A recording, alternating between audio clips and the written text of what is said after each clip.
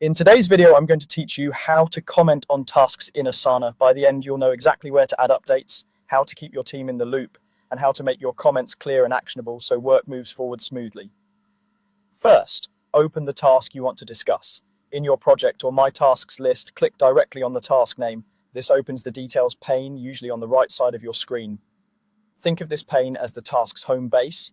It holds the description, assignee, due date, subtasks, and the conversation history. If you don't see the details pane, make sure your browser window is wide enough or that you haven't collapsed the sidebar. Next, scroll down to the comments section at the bottom of that details pane. This is where all task conversations live. You'll see any past messages stacked in a thread, along with a text field waiting for your input. If the task has a long history, take a brief moment to scan recent comments so you're not repeating information and so your update adds value and context. Now type your message. Keep it specific and concise. Briefly state what changed, what you need, or what decision was made. If your comment requires someone's attention, mention them by typing the @ symbol followed by their name to notify them directly. If you're referencing a date or milestone, spell it out clearly to avoid confusion.